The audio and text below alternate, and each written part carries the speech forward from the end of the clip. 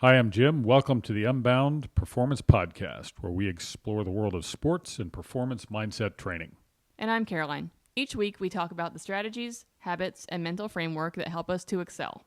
Let's get into today's episode. He was a fit dude. He would do like the weirdest shit. He would like go on the Smith machine and hook his foot around the bar at the top and like hang by one foot and then like do pull-ups with a plate. Like, that's weird. Weird shit. And he would wear his backpack the whole time he's doing this stuff. And I'm just like, what are you doing? Yeah. Takes all kinds. Sure does. Another baseball player. Yes, I read this article, or it came out a few days ago. Another one on The Athletic under their peak banner. And it's about Matt Antonelli. He wrote the piece, and he was a first-round draft pick of the Padres, and didn't get it. Didn't happen for him. I mean, he made it to the majors. First at bat, he got a hit off Greg Maddux, who's Hall of Fame, all-time great pitcher. Then I think he went 0 for 23 after that. It's hard, but then he finished well. That end of that season, he got called up in September. And he didn't go into the specifics in this article, but he broke a hamate bone in his wrist, which is... Those are the surgeries he was referring to. And it's a little bone that causes big problems when, especially sport like baseball, tennis. Hand dominant.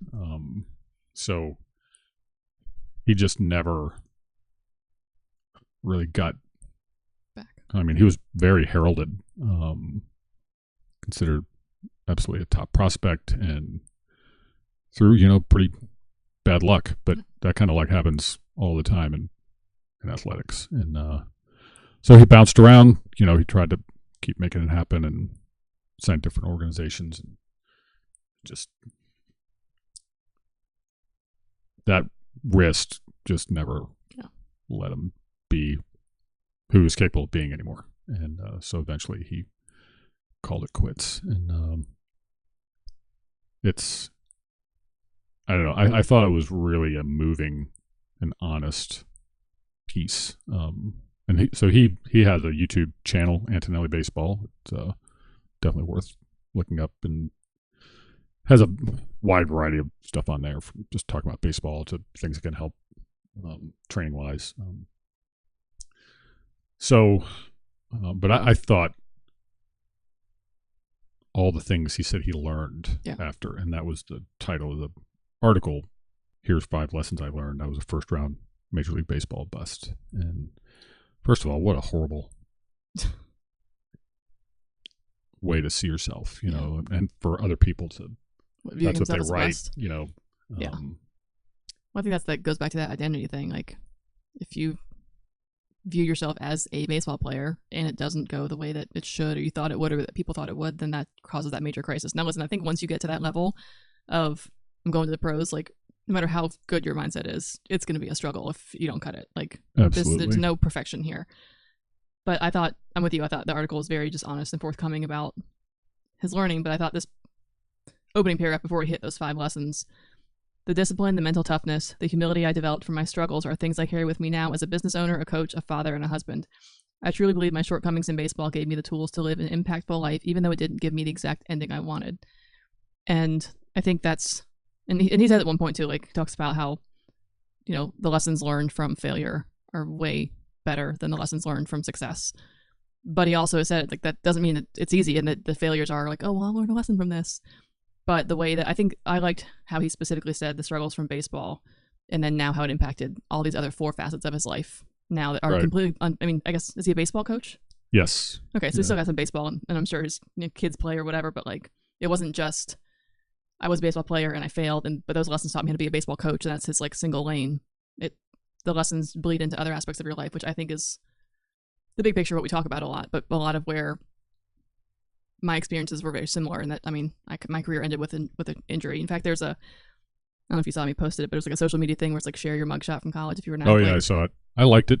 Oh, thanks. I went back and I read all 4 year blurbs about me. And in all honesty, and I read my senior year one, I kind of forgot that I didn't play as much as it said I did. And it didn't, like, it basically alluded that, like, I was sidelined by an injury. And I think I knew that, but I kind of forgot it was like, I think in my mind it was like, oh, my senior year wasn't so great. Like I didn't get to play as much as I wanted to, but in my mind it was still successful. And then I read it and I was like, no, I played like 8 matches. That's not a lot for a senior, right? Like, so I think those lessons learned of how to flip that not so good outcome into, okay, how can I make this work for me? Well, and I think that's the danger. And we talk about this constantly, like from when you're a young athlete, whatever it is, if your identity is, it revolves around whatever it is you're doing, whether it's playing a sport or a musical instrument or acting, being a straight A student, and then one way or another that's taken away, that's devastating. And you get so used to being successful. He was, all the way to being a first round draft pick. That ain't nothing. Right. Like that's. He didn't almost make it. Like there's we think how many people play baseball in this country. Yeah. And the percentage, I have no idea what it is, but it's minuscule. People who get drafted, never mind in the first round. And then it just, for any number of reasons, doesn't happen. He doesn't talk in here how he made it through that, like mentally and emotionally. He credits his wife quite a bit. But I don't know how you just like turn it around and learn those lessons without some help. Yeah. I liked how he referenced his wife, because I think when you get to that level or any level of success or professionalism, I don't know the word, but like if you have that much on the line, I guess. And he said he was having panic attacks and like just losing it regularly. And I guess he said he has his biggest panic attack ever. He got in the car and he called his wife and he's like, I'm coming home. And she told him, why don't you finish out? Like, I know it's hard, but finish out the season and then decide. Like, it wasn't like, no, you can't quit or I don't want you to. It was just like, see it through and then make a decision when you're not in this like irrational state right now. And I think that speaks to having a support system in anything in life, but especially when there's a high pressure job, a high pressure, sports situation. It's just having a support system who knows you and sees you and knows maybe a little bit the way you think and the way that you process things and the way that you have tendencies to want to bail or not, or stick it out when you don't need to anymore. I think is really helpful in that transition too. Like in his case, she had told him to run out the season. He did. He still quit. Like maybe quit's not the right word, but what I'm saying, hung it up, whatever. And then she continued to be a support system in these new aspects of his life. And he, after it didn't work with the Padres, there are multiple teams that he signed up with and played in the minors, but he just couldn't get his game back to what it had been pre-injury. But I think that's where someone who is, if you're successful to that extent, whatever it is you're doing, you have put a tremendous amount of time and work into this. And it almost is like a singular focus. Mm-hmm. And when that is taken away, often everybody in your life that's how they've seen you. And they viewed you that way too. Your parents, coaches, sometimes coaches, you'll only have value and worth because of they can use you to promote whatever their business is or their team or organization. And they don't really care about you as a person that much. And even your parents, like sometimes by extension, they're validated by your success, and they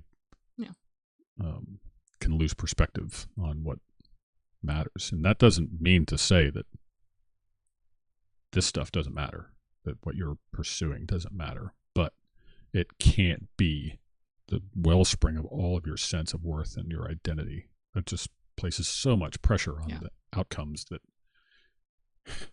and then you don't, we talk about process, enjoy the process, love the process of becoming your best and pursuing excellence. That's really hard to do when everything you are is wrapped up in, did you get college scholarship, did you get drafted or whatever. And so I thought, that was, before we even got to any of the lessons learned, that was some heavy stuff in there. Well, the third lesson, I guess I'll just hit the first two first. The first one was the hard moments teach you what the easy ones never could, which we kind of talked about. The second one, your identity must be bigger than your achievements. But the third one said, sometimes the greatest growth comes after letting go. And this resonated with me, huge. He said, once I stopped chasing my dream of being a major leaguer, I discovered that the game of baseball is actually what I love. which I think the emphasis on like the game of baseball. He didn't say baseball because that would probably still be as a player, but like the game was what he loved. My true calling was in coaching and helping others develop their skills to become the best version of themselves. I think when you're an athlete, like I probably, once I got to college, I started having this sort of like clarity that like once I got beyond, because once I got to college, you know, like we've talked about this, the competition is you level the field again. Like it's back to square one of trying to prove yourself and be the best and get the spot. And I discovered real quickly that I felt like I knew the game better than I could play it. Like I might not be the highest jumper or the strongest hitter, but I freaking knew the game of volleyball better than anyone else on that court. And that's because you had such great coaches. It was my coaches that really just like, that's it. But that was something that as I felt, I mean, sure, on days that I wasn't playing or wasn't starting, we've talked about how erratic that was sometimes. I was frustrated, mostly because I didn't understand the process, not so much that I wasn't on the court specifically, but I found some peace in that like I still had a big way to contribute because I loved the game, I knew the game, and I knew like timeouts, man. Like I knew I should have just like set coach it down, like I got this. Like that was, I mean, I didn't obviously, but I felt such clarity in that contribution that I brought to the game that even in the days when I was like, man, either I'm injured or I don't know why I'm not playing or this is just not going my way, it was like that constant love for the game that I was like, okay, this is why I'm still here. I'm not going to quit because I'm not playing. I'm not going to quit because I'm injured. Because I very easily could have been like, you know what, I'm physically not going to cut it, so I'll be done. But I just loved being around it and I loved it. So I thought that him saying that once you stop chasing that dream of like the pinnacle, like I got to get to here, I got to get to there, it got him back to like, what's the big picture here? And he just loved baseball. And so I can still be around the sport without having to be the, you know, all-star major leaguer. And that's too, it goes back to the first thing about how failure teaches you more, where he now, what resonates more with people he finds is the stories of the struggle and how to deal with it, rather than hearing about, you know, his successes so much. And same thing, like that, where if you're able to come through those trials or whatever better, stronger, more knowledgeable, tougher, that's the goal. But man, that doesn't mean that all that stuff isn't brutally difficult. Sucks. And you go from everything's going great, everything's green light, I'm good, I'm killing it, to bam, punched right in the face. Now what? And that's where you just have to get up, and you don't have a choice. Like, and those kind of situations, I mean, playing athletics, you never know like when it's going to be done. Like in your situation is a perfect example of that. Like, and then what? Then who are you? Then what can you bring to your team, your community, your world, your family, besides being, you know, starting volleyball player? Or I think that's for anything. Like, I mean, I've always been very injury prone, so that's where a lot of things hit for me. But my injury hit at the peak. Like, I was just like really confident in my starting position, really confident in my game. Some things that had clicked with me or hadn't clicked were clicking. One match out, done. Like, I now have these. I was at the gym the other day, and I don't remember specifically what happened. But you see these videos of people like lifting at the gym, and all of a sudden their shoulder dislocates or they tear an ACL. They're just normal people, you know. And I had this like super intrusive thought of like, oh my god, what if that happened right now? And you go to those places, but like that wouldn't just mess with my gym routine, right? That would impact what I can play with my kids and my whole life. I mean, everything. So I think anything, not just if you're really focused on a sport, if you're really focused on a job, like anything at any time can, lack of a better phrase, take you out. And so I think this process applies, and we've said this a freaking 100 million times, to anyone. Like, in no situation can you just be like gliding through and hope that if something takes you out, you're going to be okay on the other end. No. Well, I mean, for me, my first like serious injury when it came to weightlifting, I was in college. And I mean, you talk about my whole identity and sense of worth was totally wrapped up in being like really big and strong. And I strained 2 blood vessels in my head lifting. Oh, I had to, and tell me about that. I couldn't train for over a year, and I shrunk down to looking like a normal person. What's worse than being normal? But for me, it was awful. I was ready to have a nervous breakdown. I'm sure. And because you can't place all your identity eggs in that Yeah. basket of just one thing, that's where I have worth and Yeah. value, and that's where I find meaning in my life. Sure. And so when we're dealing with, young athletes or young students, young performers of any kind, like helping them create a sense of who they are apart from that sport or that activity is so important. And then you're doing this because you love to do it. It goes back to love of the game and love of the process. But if everything is on, I still remember this. This is a long time ago, giving volleyball lessons to a 12-year-old where she was very uptight during this lesson. And I was like super sweet, Mr.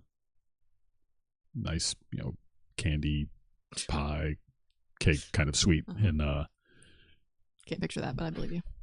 I could fake it. I was kidding. She was very nervous. So I was, like, hey, what's going on? And she told me at the age of 12 that her dad had told her that if she got a scholarship. Yeah. If she wanted to go to college, she had to get a scholarship. Okay. Well, that makes things a little more interesting here. But they meant well. Like, it's not like they were terrible parents. They weren't. They're good parents. But they're probably trying to use that as like motivation. To keep her focused and working hard and things like that. But for her, that was like a problem. And so fortunately for that young lady, she did wind up getting a scholarship Thank God. college. But it's just, some of it is, everywhere you turn, our culture, our society, we promote the rich, the famous, the hyper accomplished.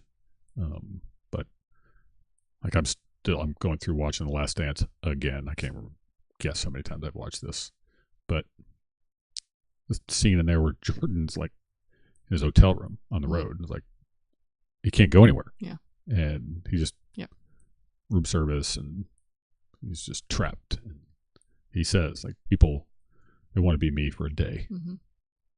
They don't want to be me all the time. And we put this, I saw him in Chapel Hill. I was taking grad courses, and he was there finishing his degree. He'd just been a rookie for the Bulls. And we were out in front of the gym, and he was able to walk around like a normal person. Didn't have an entourage, and we were like coming towards each other, and I just waved, said hello, and great job or whatever I can. And he just smiled, nodded his head, thanks, and kept going. That's how it should be. Yeah. But we lose our minds with all this stuff. And so how can we expect them to keep all of this in perspective? It's just nearly impossible. So for our kids and people we work with, trying to help, like having them learn a way to have a meaningful life and a identity that, cuts across just whatever they're doing. We owe that to them. Yeah.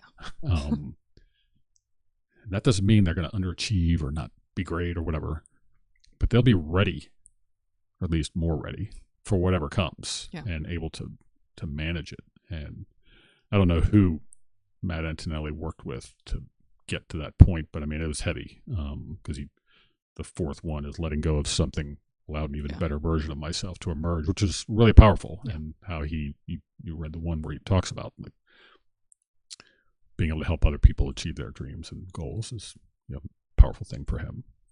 Which that's what we're trying to do. Well, I think, referring to our podcast episode yesterday, what Cal said in the very beginning of, and I don't remember exactly how he put it, but as human beings, it's like in our nature to be more reflective on an experience and be like, whoa, that didn't go well, and then learn how to change going forward. And I think that's one of those things that you just have to practice until you figure it out.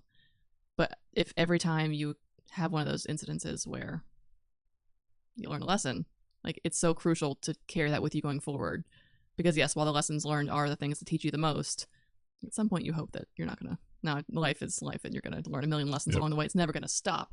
But like you said, I think we owe it to ourselves to remember Like, it's, I mean, even stupid little things. Like, if I wake up in the morning, I'm like, I don't feel like going to the gym. Well, I just remind myself, like, you've never come home and been like, man, I wish I hadn't gone today. But I have not gone and been like, damn, I should have just made it happen, right? Like, there's just like, and that's a very small, probably vain example of that. But there are things that we can really consciously pay attention to and just apply every day. Well, it's just a foundational. Who am I? Yep. Who am I becoming?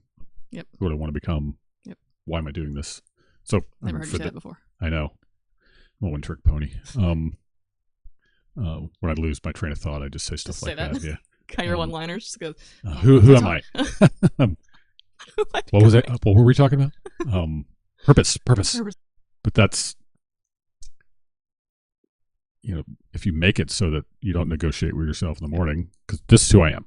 This is what I do. This is what I do. And we have solid reasons for why we're doing them. Yep. Then it makes it easier than fighting that battle every day with and I don't feel like it and that kind of thing. So, and it doesn't matter what it is. Like, it doesn't matter. So the fifth one, what feels like a loss can actually be a relief in disguise. I thought that was I love that one. Pretty heavy. You want to talk about that one a little bit? Yeah, I mean, I think it's one of those things that, it's, to me, that is, if you read between the lines, that is like he carried a burden for so long of the pressure of needing to become the all-star major leaguer, first round draft pick. And when you're in it, like, it's who you are. This is what I do.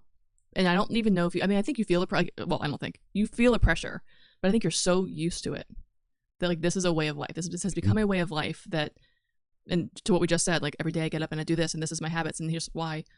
But when those habits and those routines are backed by the pressure of failure or not failing, rather than the desire that this is going to make me a better person, as like the bigger picture, not just this is going to get me to my next goal in sports or work or whatever it is, it's become a way of life. You're just used to living in that state of pressure that once you let it go, like, I don't think you even realize until it's gone that it wasn't actually good for you. It's almost like, okay, thank God that's gone. He phrased it in there like what I was supposed to become. Yeah.